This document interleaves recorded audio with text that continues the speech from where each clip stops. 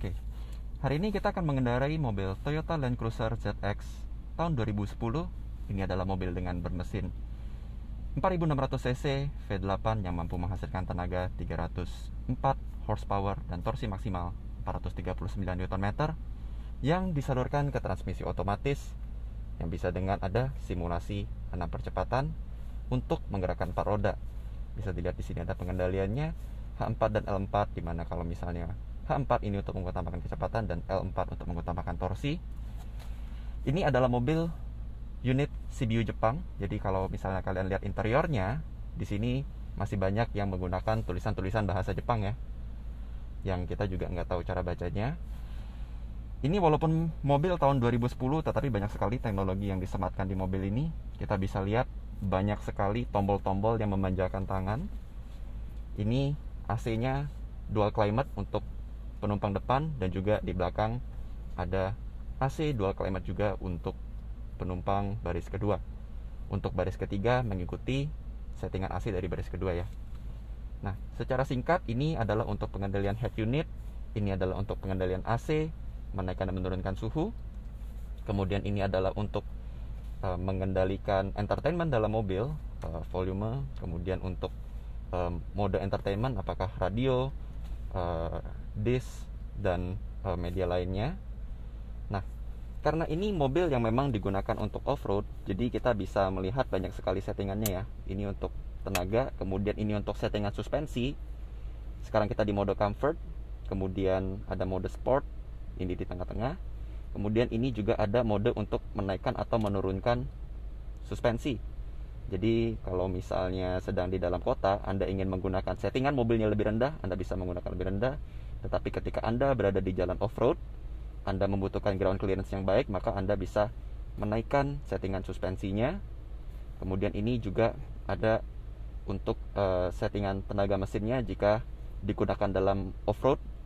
Tetapi karena pengetesan kita hari ini hanya berfokus untuk tes di jalan, maka kita tidak akan menggunakan settingan ini. Kemudian ada seat heater untuk penumpang depan. Nah, kemudian kembali ke sisi kanan dari pengemudi. Ini ada settingan untuk kaca spion, kemudian juga ada parking sensor, power door, dan lain sebagainya. Ya, kita tidak akan menjelaskan secara mendetail karena kita akan fokus untuk membahas pengalaman berkendaranya. Tetapi secara singkat, Anda bisa membayangkan jika Anda duduk di kursi pengemudi Toyota Land Cruiser, maka seperti inilah pemandangan yang bisa kalian lihat. Ini mobil yang sangat tinggi, mobil yang besar. Jadi kita melihat mobil-mobil di luar menjadi terasa pendek ya. Nanti ketika kita bawa jalan mungkin kalian bisa lebih jelas melihatnya. Kemudian ini kursinya sudah elektrik, juga ada memory seat, pengendalian semuanya all auto. Untuk jendela ya, kurang lebih seperti itu. Ini adalah tombol untuk mengaturkan volume, previous, next, mematikan dan menyalakan mengangkat telepon, untuk voice command, mode entertainment, dan juga display untuk mengatur panel digital pada instrument cluster. Masih menggunakan yang analog ya, tetapi di tengahnya memang ada panel digital untuk menunjukkan data-data berkendara, tetapi memang tulisannya dalam bahasa Jepang. Ya, kurang lebih kita bisa melihat ya. Contohnya ini konsumsi bahan bakarnya 5,8 km per liter, 1:5,8. Agak boros, tetapi ini pun hitungannya mobilnya sering digunakan untuk di jalan tol. Kalau dengar cerita dari pemiliknya, mobil ini bahkan bisa sampai 1:4 kalau lagi boros. Oke, sekarang kita coba lihat sisi eksteriornya sebentar, lalu kita akan bawa mobil ini untuk jalan-jalan. Ya, kita bisa lihat ya, ini mobilnya desainnya ikonik sekali, banyak digunakan pejabat-pejabat, jenderal, polisi seperti itu. Bannya berukuran 20 inci. Anda bisa lihat sangat tinggi sekali dan sangat berwibawa sekali mobil ini. Dan untuk menaikinya di situ disediakan ada pijakan supaya memudahkan orang untuk naik. Kita bisa lihat clearance-nya dari ban sampai ke bodi mobil sangat jauh, karena memang mobil ini sangat bisa diandalkan jika digunakan untuk off-road. Ya, ini mobil tahun 2010 ya, jadi lampu-lampunya memang masih belum banyak menggunakan teknologi LED, jadi masih menggunakan halogen saja. Dan kita tidak usah berlama-lama, kita fokus saja untuk ke pengalaman berkendaranya. Oke.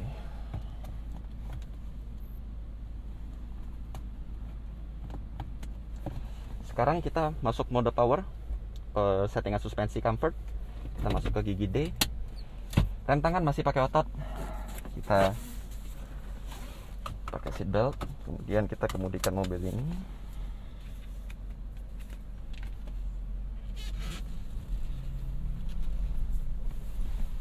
Oke.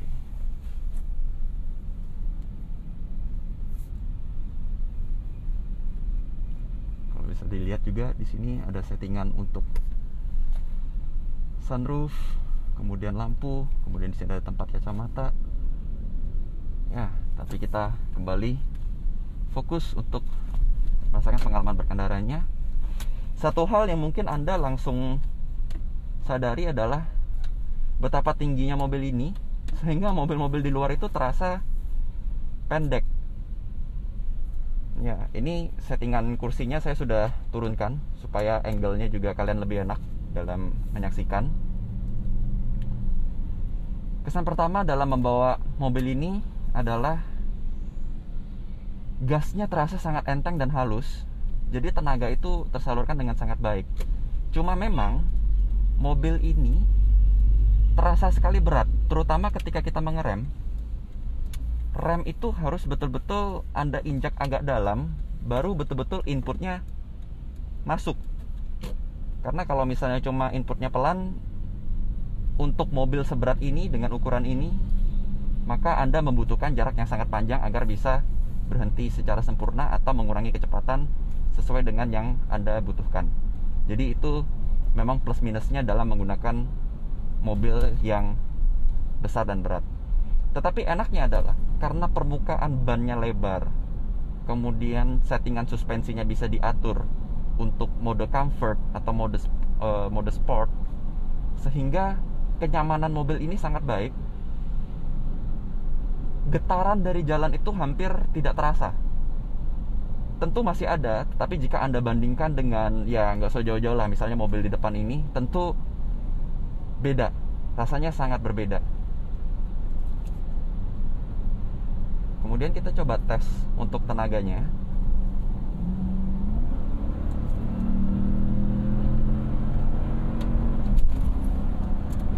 Oke, berasa ya sedikit ada limbungnya, karena memang ini mobil besar.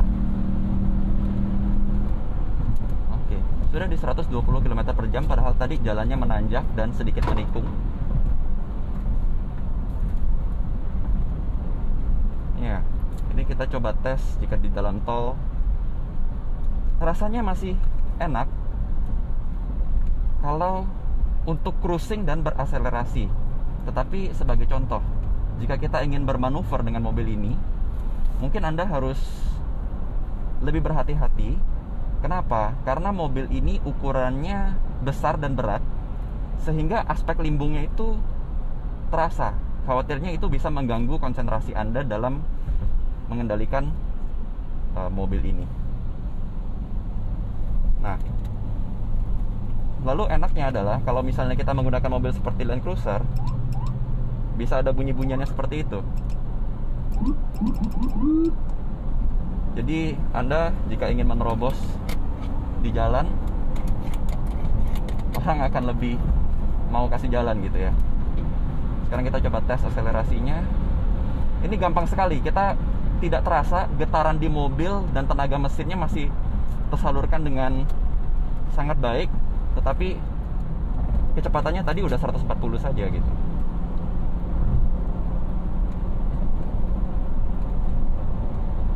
Nah, kita Terus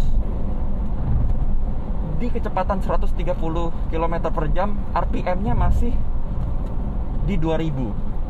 Ini anaknya kalau misalnya mobil berkapasitas besar, V8, walaupun kita berada pada kecepatan tinggi, mobil masih terasa halus untuk mesinnya. Dan kita masih merasa bahwa mobil ini masih bisa melaju jauh lebih cepat lagi, sehingga pengendalian mobil ini walaupun pada kecepatan tinggi masih sama kualitasnya dengan kecepatan yang mungkin sekitar 80 km per jam atau 90 km per jam, karena mesinnya itu masih memiliki kapasitas yang memadai.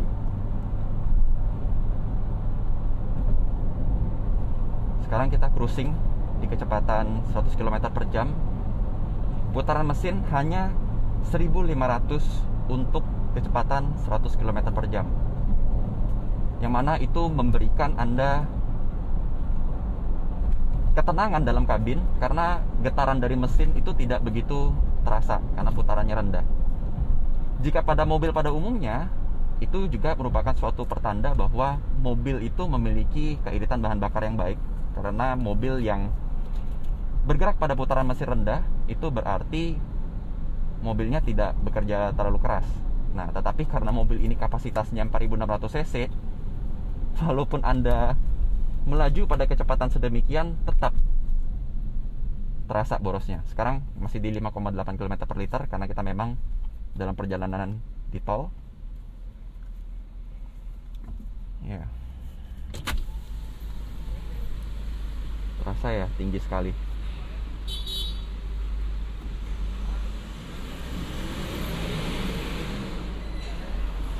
Oke.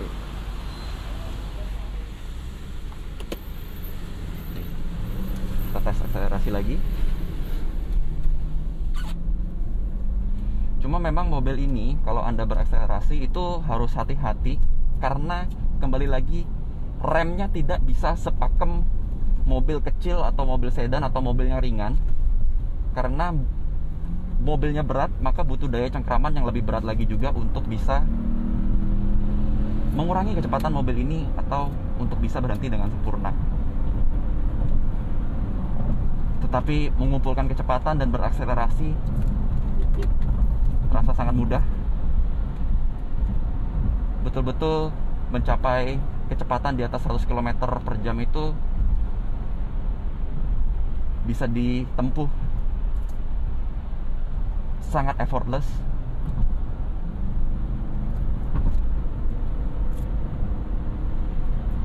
Ya.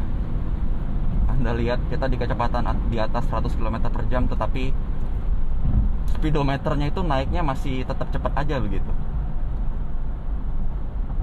Tapi tentu Anda tidak bisa samakan dengan mobil sport atau mobil kecil ya. Karena kalau misalnya mobil berukuran kecil, mobil sport dengan mesin 4600 cc V8, mungkin kecepatannya sudah jauh lebih besar lagi.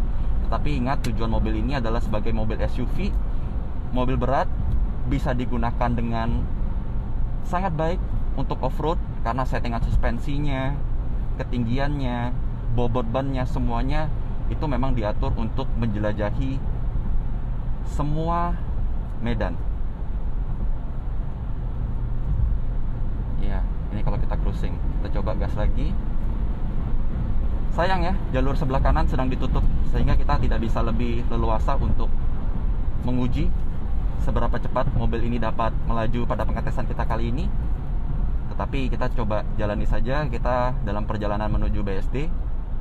Kalau misalnya memang ada ruang yang memadai untuk kita bisa menguji seberapa cepat mobil ini melaju, kita akan saksikan. Oke, kita tes juga di sini. Tenaganya itu sekali dipejak langsung keluar. RPM-nya kalian bisa lihat ya, itu langsung melonjak.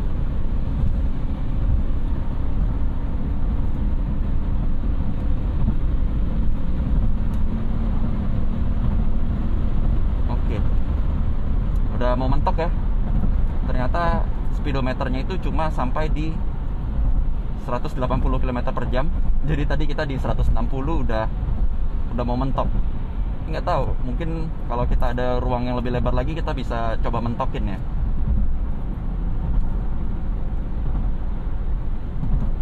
not bad, bahan bakar masih 5,7 km per liter. Padahal tripnya tadi kita baru riset ya, sengaja untuk pengetesan kita pada hari ini. 5,7 km per liter untuk rute di jalan tol.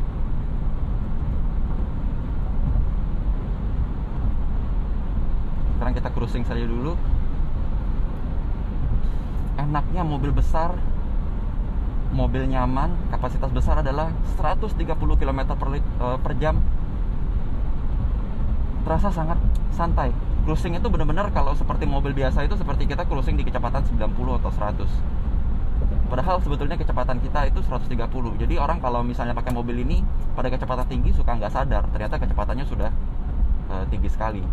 Karena betul-betul kabin masih terasa tenang, pengendalian juga masih terasa sangat baik. Oke, ini sudah mulai dibuka 3 lajur. Di depan itu tol Johor Barat menuju ke Jakarta Selatan. Seharusnya lebih kosong. Mungkin kita bisa ada kesempatan untuk menguji seberapa cepat mobil ini dapat melaju.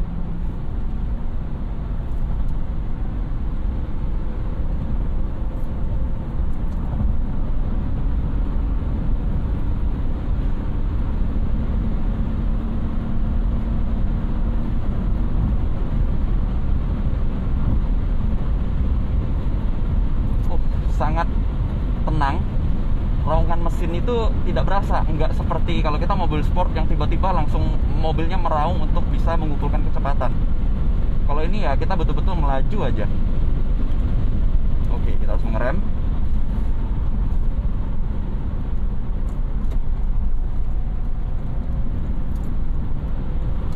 Ya, tadi kita hampir 180 ya, mungkin udah sekitar 178.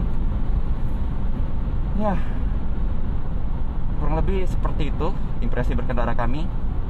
Bagaimana caranya menyimpulkan mobil ini, Toyota Land Cruiser tahun 2010? Secara singkat, ini mobil memang sangat layak untuk disebut sebagai sebuah mobil legendaris ya, karena ini mobil yang sangat terkenal digunakan oleh banyak pejabat, banyak petinggi militer maupun kepolisian. Begitu juga mungkin beberapa pengusaha atau memang orang yang menyukai mobil SUV gagah. Pengendaliannya tentu tidak bisa kita samakan dengan mobil seperti mobil Brio atau Mazda 2 di depan, karena ini memang mobil yang berukuran besar. Ketika Anda membawa mobil ini, Anda tahu bahwa mobil ini berat, terutama ketika Anda melakukan pengereman. Anda membutuhkan jarak yang lebih panjang untuk bisa mengurangi kecepatan sesuai kebutuhan Anda atau berhenti sampai berhenti sempurna. Tetapi karena kapasitas mesinnya yang besar dan bertenaga, maka Anda dalam berakselerasi, walaupun ini mobil yang besar dan berat, tetap nyaman, tenaga itu ada terus. Dan menariknya adalah mobil ini kalau dibejek itu tetap terasa tenang di dalam kabin, tetapi kecepatannya itu betul-betul meningkat begitu cepat, sebagaimana Anda tadi bisa lihat ketika kita melakukan tes akselerasi.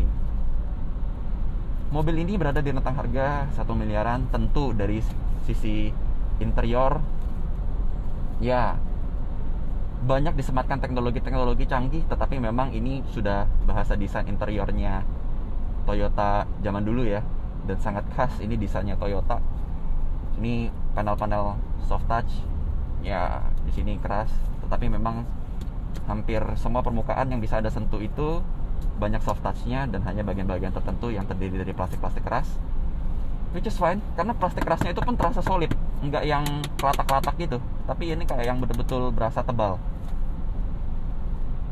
Konsumsi bahan bakar kita pengetesan di dalam tol 5,7 km per liter, angka yang Anda harus pertimbangkan, tetapi ini memang versi bensin. Kalau Anda ingin lebih irit bisa menggunakan yang tipe solar, tetapi kalau solar di Indonesia itu standar solarnya ternyata tidak begitu baik ya. Jadi kecenderungan kalau misalnya mobil-mobil mewah yang diesel itu nggak berapa tahun, sekitar 5 tahunan itu harus turun mesin karena sudah ada penumpukan karbon. Jadi itu satu hal yang harus dipertimbangkan. Mungkin kalau di luar negeri standar Euro 5 itu sudah terakomodir, tapi di Indonesia ya kita harus memaklumi ya apa adanya. Kurang lebih seperti itu review kita untuk Toyota Land Cruiser tahun 2010 tipe ZX mesin bensin 4600 cc V8. Terima kasih sudah menonton dan ketemu lagi di video berikutnya.